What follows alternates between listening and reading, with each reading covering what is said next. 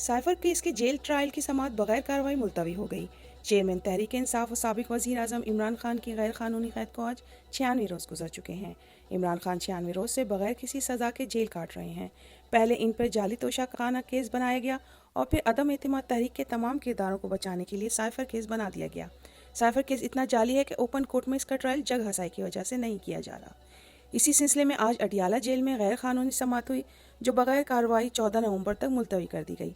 Cipher case की intra court appeal Islamabad high court और जमानत की दरख्वास्त सुप्रीम कोर्ट में भी दायर है। वकला को उम्मीद है इमरान खान जल्द इस जाली केस से सुरखरू होंगे। मुजरिम नवाज शरीफ की तोशाखाना में मुंजमद की गई जायदादें बहाल। एक तरफ चेयरमैन इमरान खान की तोशाखाना केस में तमाम क़वायद और ज़वाबित पूरे करने और घड़ी की आधी कीमत अदा करने के बावजूद सज़ा दी गई। दूसरी तरफ तोशाखाना से मनपसंद कीमत देकर गाड़ियां ले जाने वाले नवाज शरीफ को कोई पूछने वाला नहीं, बल्कि जो एहतसाब अदालत ने पहले मुजरिम नवाज शरीफ की जायदादें जब्त की थी वो भी वापस कर दी गईं।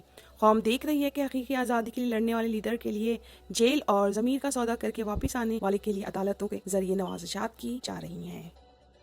6 माह गुजर जाने के बावजूद 9 मई के एक कैदी के खिलाफ पुलिस चालान पेश ना कर सकी। 9 मई के मुकदमात को आज 6 माह मुकम्मल हो गए। अब तक किसी एक मुकदमे में ट्रायल शुरू नहीं हो सका। लाहौर, रावलपिंडी, फैसलाबाद, मियांवाली समेत दीगर शहरों में दर्ज 80% से ज़्यादा मुकदमात के चालान ताहाल नामुकम्मल हैं। चंद मुकदमात के तफ्तीशी और मुकदमा मुद्दईयों का कहना है कि हमारा फोकस बार बार गिरफ्तारियों पर है। जब तफ्तीश मुकम्मल होती है तो आला अफसरान के अहकामात पर नई दिफात शामिल की जाती हैं। शहादतें भी नाकाफ़ी हैं, जिसके बायस चालान नामुकम्मल हैं। चालान मुकम्मल करने के लिए 14 से 17 रोज़ की मोहलत कानून देता है। इसके बाद पुलिस के खिलाफ अदालत तौहीन अदालत की कार्रवाई शुरू करती है, मगर 6 माह गुजरने के बाद अब तक किसी एक पुलिस वाले के खिलाफ तौहीन अदालत की कार्रवाई शुरू नहीं हो सकी।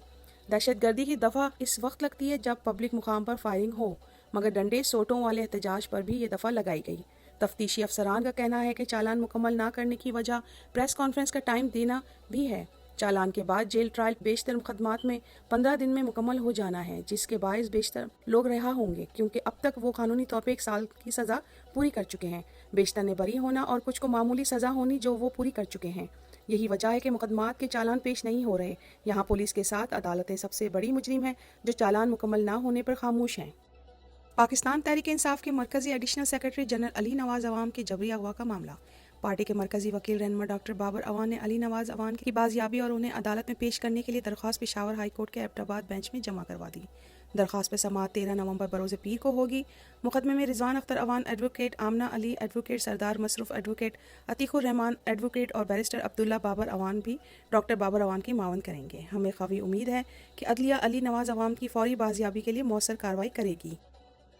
परवेज़ इलाही को अडियाला जेल में बी क्लास ना मिलने के खिलाफ दायर दरख्वास्त पर समाअत। दरख्वास्त पर समाअत हाई कोर्ट रावलपिंडी बेंच के जस्टिस सदाकत अली खान ने समाअत की।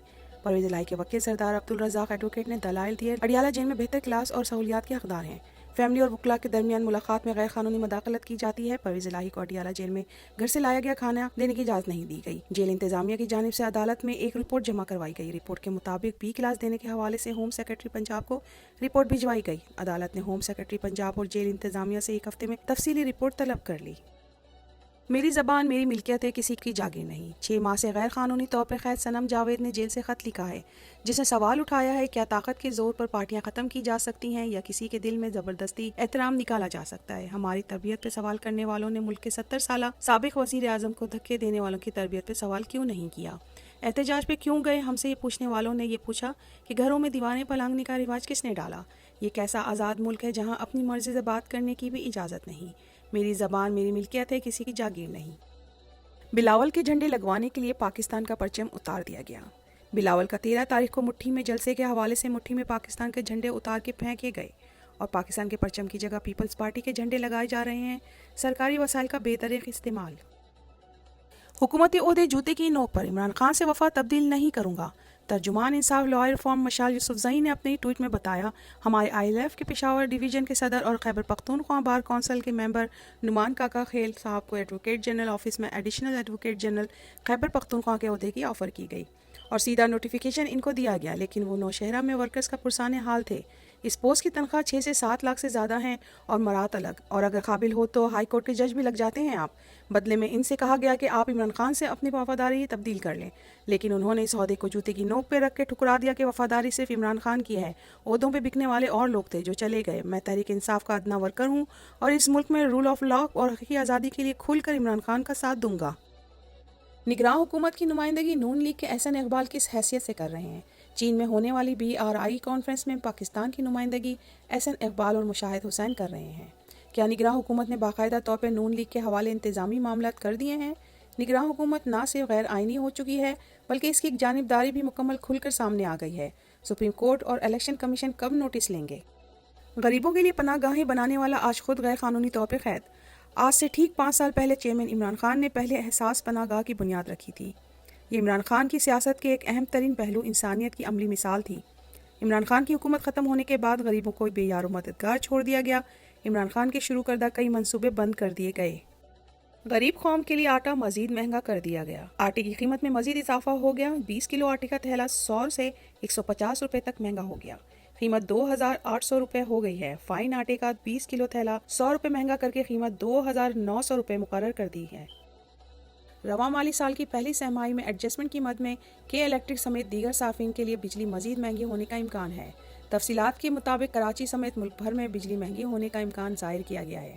ڈسکوز نے صارفین پر 22 ارب 56 کروڑ روپے کا اضافی بوجھ منتقل کرنے کی درخواست کر رکھی ہے۔